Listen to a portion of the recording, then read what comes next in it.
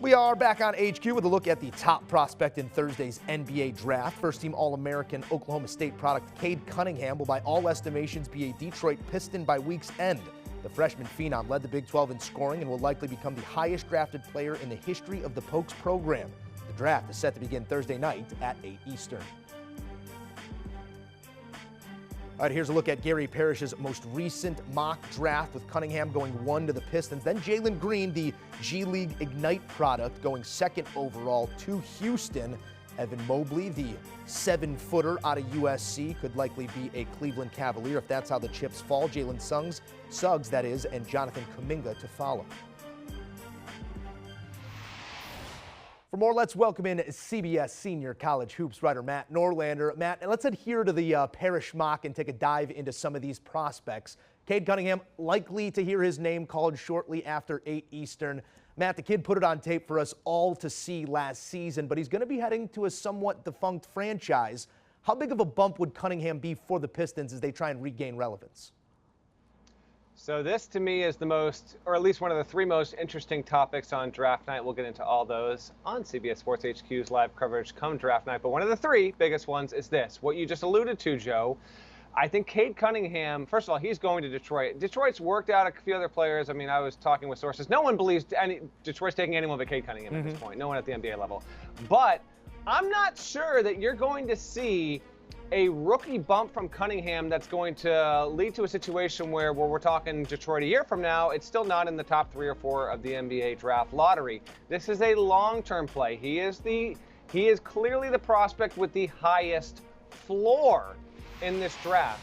He is a point forward, point guard, can play multiple different positions here, but I don't believe that he is going to be a player that lights the league on fire as a rookie. He'll be a very good rookie, but everything that's going on with that roster situation doesn't lead me to believe that he is going to be some kind of player that pays immediate dividends. You draft Cade Cunningham number 1 because you think he's the best long-term prospect and the best prospect for your franchise, and I actually think the fruits of that labor will show themselves by the time Cunningham is in his 3rd and especially his 4th season. But right away, I'm not convinced he's most likely, even when he goes number 1, to be the Rookie of the Year next season in the NBA. All right, so some development to be had there, but sort of a foregone conclusion with Cunningham at 1.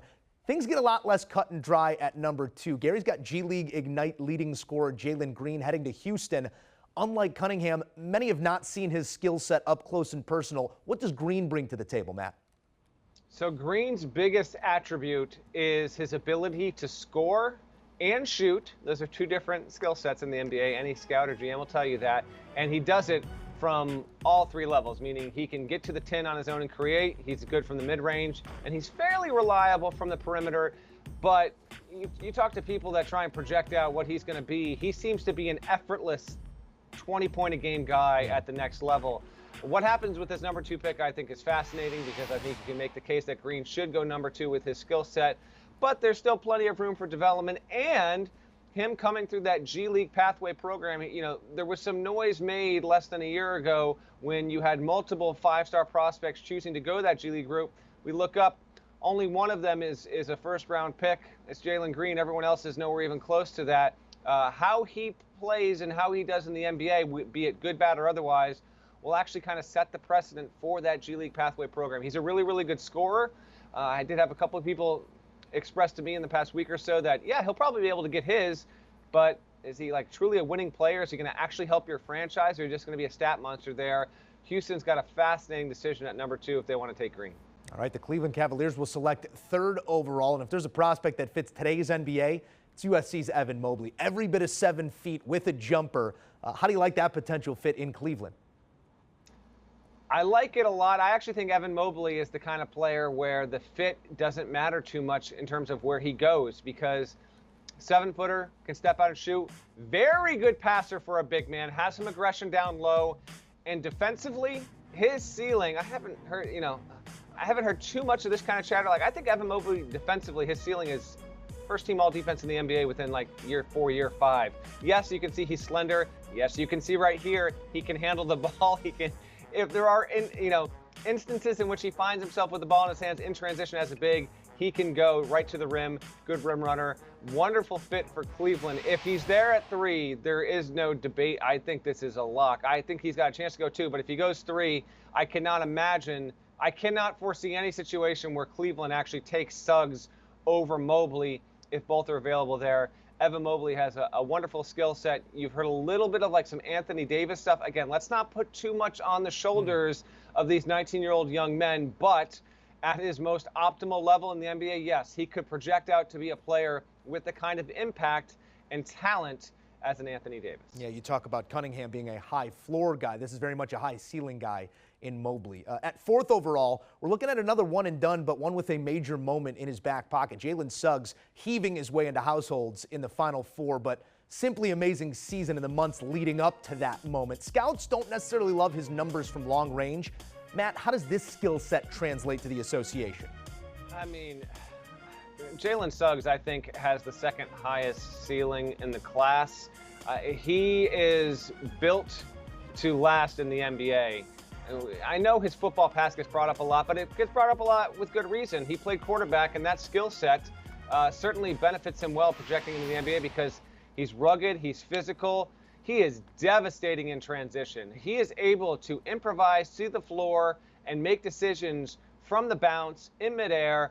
I think that he sets up. See, the reason why this draft is getting so much attention is not just because of these top 4, top 5. It's a really good top end of the draft, but it's fairly deep. But Suggs is the vintage player. Like, if he goes 4, I don't think you can critique that. But if we look up in 3 years, Joe, and say Suggs is actually the best player in this draft, it wouldn't surprise me whatsoever. Comes from a winning culture, winning program, and I think he is a wonderful combo point guard for the NBA. And if he's there at 4, he's going to be gone. I think there's a clear top 4 in this draft. And then from there, I think there's up for some debate. Now, last half decade has showed us that there's a lot of value to be had in that 3 to 5 range. Some big names that were picked right in there. There's multiple routes to the big show nowadays, as you alluded to.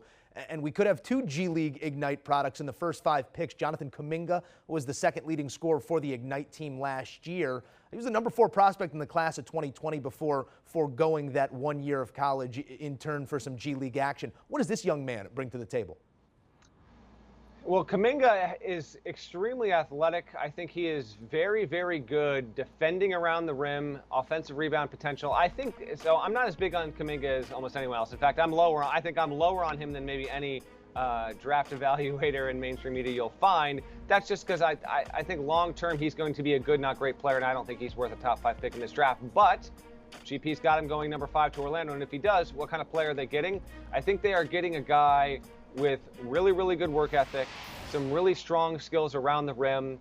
I can certainly envision a scenario where we look up and say 2026 and we look at the 3 best rebounders from this draft class, and Kaminga's going to be right there. I just think that he is going to be a player, gives you, 9 points, 10 boards, block and a half a game, and that's fine. That's really, really good. And I think that he can last a long time in the league.